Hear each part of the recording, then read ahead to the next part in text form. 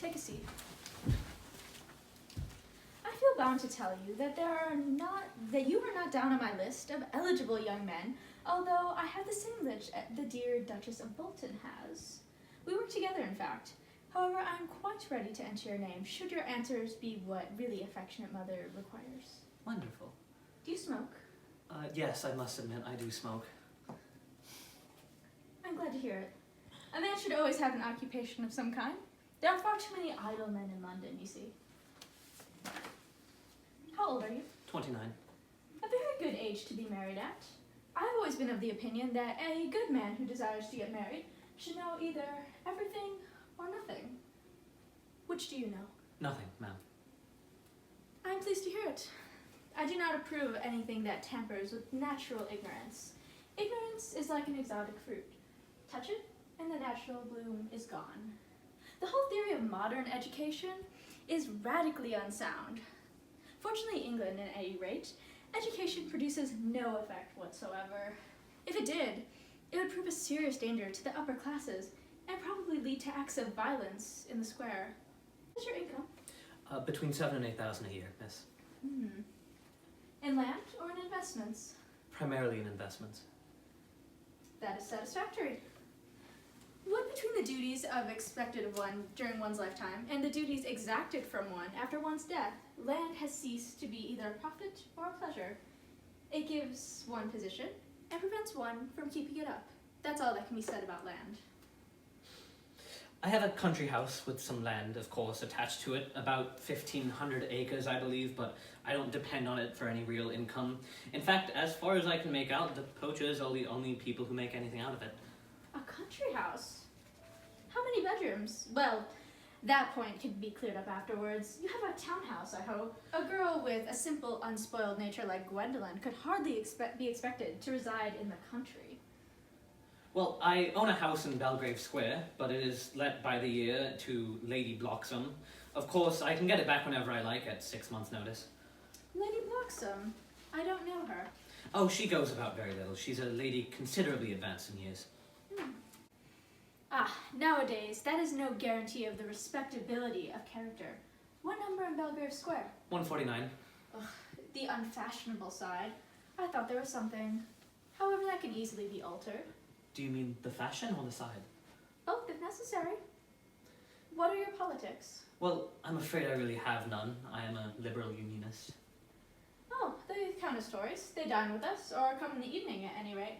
Now to minor matters. Are your parents living? I have lost both of my parents. To lose one parent, Mr. Worthing, can be regarded as a misfortune. To lose both looks like carelessness. Who was your father? He was evidently a man of some wealth. Was he born in what the radical papers call the purple commerce, or did he rise from the ranks of aristocrats? I'm afraid I really don't know. The fact is, Lady Bracknell, I said I had lost my parents. It would be nearer to the truth to say that my parents have lost me. I don't actually know who I am by birth. I was found. Found? The late Mr. Thomas Cardew, an old gentleman of a very charitable and kindly disposition, found me and gave me the name of Worthing because he happened to have a first-class ticket to Worthing in his pocket at the time. Worthing is a place in Sussex. It is a seaside resort. Where did the charitable gentleman who had a first-class ticket for this seaside resort find you? In a handbag. A handbag? Yes, Lady Bracknell, I was in a handbag. A somewhat large, black leather handbag with handles to it. An ordinary handbag, in fact. In what locality did this Mr. James, or Thomas Cardew, come across this ordinary handbag? In the cloakroom of Victoria Station. It was given to him by accident. The cloakroom at Victoria Station? Yes, the Brighton line. The line is immaterial. Mr. Worthing, I confess that I feel somewhat bewildered by what you have told me. To be born, or at any rate, bred in a handbag? It seems to me it displays a contempt for the ordinary decencies of family life that reminds one of the worst excesses of the French Revolution, and I presume you know what that unfortunate movement led to. As the particular locality in which the handbag was found, a cloakroom at a railway station, might serve to conceal a social indiscretion.